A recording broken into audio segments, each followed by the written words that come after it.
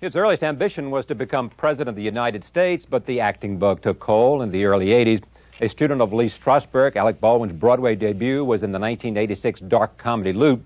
In Hollywood, he's played a series of offbeat minor roles in Beetlejuice, Talk Radio, Married to the Mob, and Working Girl. His leading man status became certified with The Hunt for Red October and Glengarry Glen Ross. Most recently, the Tony Award nominee has starred with his wife, actress Kim Basinger, in a remake of the 1972 heist and chase film The Getaway. An outspoken actor on many issues, Baldwin's next release is an adaptation of the radio classic The Shadow. We're pleased to have him here. Welcome. Thank you. Great to have you back. Pleased to be here. Did you really want to be president? Yeah. And still do? No. I wanted to be president until I got into my freshman dormitory room. Yeah. I was in a suite with 6 guys. And I walked in and they said, well, what do you want to do? I said, I want to go to law school here and then I want to be the president of the United States. And all 5 of them said, so do I. And I said, get me out of here.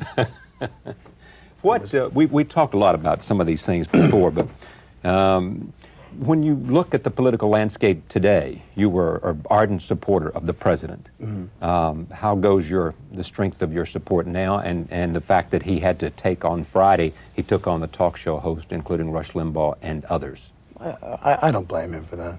I mean, I was talking to somebody earlier today, and I said something which is the feeling that I've had all along since he's been in office, and that is, in my opinion, in my worthless opinion, the thing to remember about Clinton is that he won. And he beat a vicious, ruthless pack of campaigners at their own game who had the White House for 12 years, coming out of the Desert Storm thing. You never thought it was theirs to lose in 1992. And they lost, and they're never gonna forget it. And you think that's the reason now for Sure. the animosity of the attacks on him? I think they're bitter. I mean, he probably, it is not new for presidents to suffer the invective that he has suffered back to Jefferson and Lincoln and forward to others less well-known and less successful and less brilliant. But at the same time, there seems to be a particular kind of resentment about this president on the part of the right. Well, if you have real... I hate to use these catchphrases like real change and things like that. But if you have real change, I mean, people, they try to talk about real change as much as they can without getting to any of it.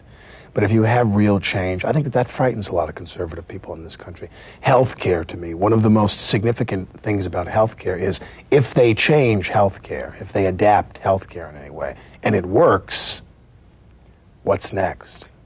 What's the next great thing they're going to move up into, where they're going to ask on a wholesale level for a lot of people to give up a lot of things so what should the right in a more fear? Inclusive way? What should they fear then, if it's health care? I don't think that they should fear anything. I think that I think that they are a fear-driven group of people. But I think that I think that there's nothing to fear, because what's going to happen, and this again is my opinion, is that people are going to ignore certain social situations in this country and certain social issues until it directly impacts them.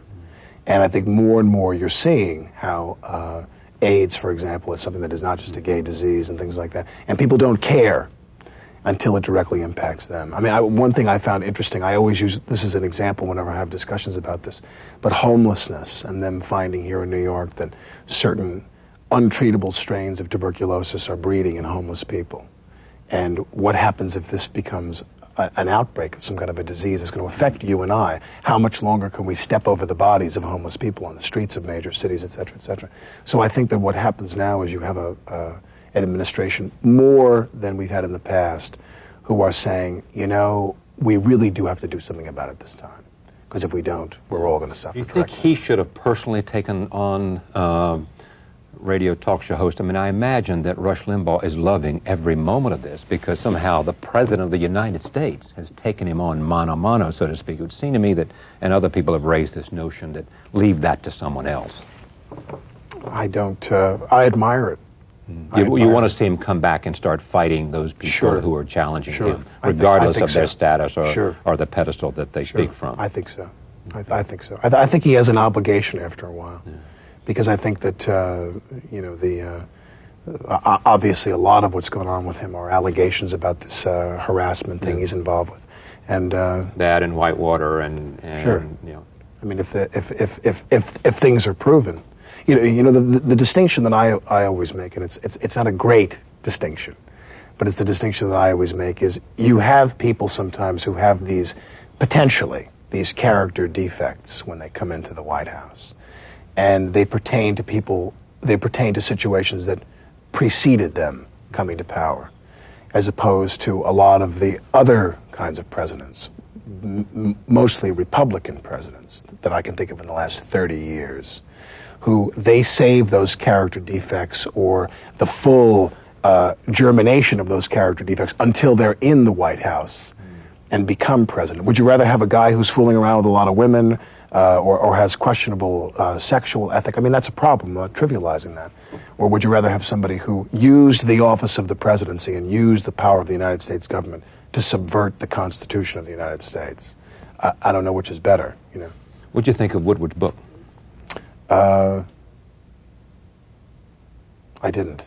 You didn't read it, or you didn't think much about it? I didn't read it. I read a lot about it, and I didn't think very much about it. Not a whole lot. Not a whole lot. And not a lot out of it, except the fact that it sort of outlined how the president how the team there had decided on the economic steps that they wanted to take, which were a little bit different in terms of what they campaigned on, and then some questions about indecision. If there's any problem within the White House, if there's any problem, I think with him, it's that. And I say this a lot to people I work with also, is that here's a guy that when he came in with the people he came in with, you thought there was an opportunity to maybe back off and rest, that certain things were going to be taken care of. And actually the opposite is true. That when those guys come in there who you think are going to be pro-environment, you have to be just as vigilant with them. I think that's a tremendous disappointment I've had, is that, where is Gore on the environment, which was a big, big issue. I talked to people who were involved. Doesn't seem to have a lot of precedence in this. Well, I have a lot of priority. Well, the sad thing is that I talk to a lot of people who are involved in things, charitable organizations, and they talk about how since these guys came in, to use the environment as one example, charitable contributions to environmental organizations have really slumped. They've really bottomed out. Because they expected by as much as 60%. That the administration would take care of. They thought the government now was going to step up and start to foot the bill. All right. Let me talk about The Shadow, because it's a new movie that you're doing. Why'd you do this? I mean, what was it for you, and what kind of character? Because some say it looks like a drama, some say it looks like a comedy, some say it's a perfect acting role for you because you get to play a kind of cool guy who's a billionaire, then also there's the dark side. I mean, the number one reason I wanted to do it was because I wanted to do a movie for children, that you could bring your children, you could bring your whole family to see. Because the last couple of movies I did were more adult situations. And I thought it was funny. I read the script. David Koepp, who wrote Death Becomes Her and Carlito's Way and Jurassic Park and The Paper for Ronnie Howard, he wrote the screenplay. And it was very funny. I thought it was very funny. Yeah. And also, the same director that you had in The Getaway, right? No. Russell Mulcahy, who directed the Highlander films with Sean Connery and Christopher Lambert. Is the director. He directed this, The guy who did The Getaway was Roger Donaldson.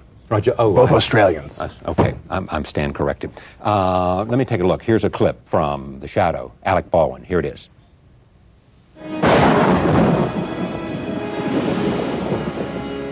Yango, I surrender. You're finished, Khan.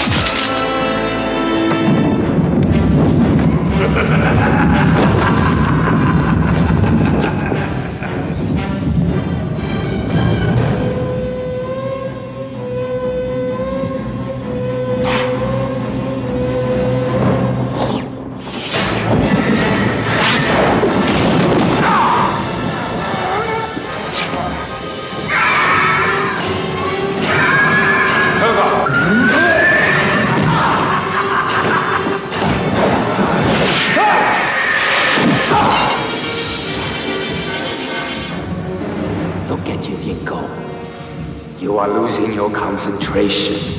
Your mind is too weak. You are beginning to lose your power.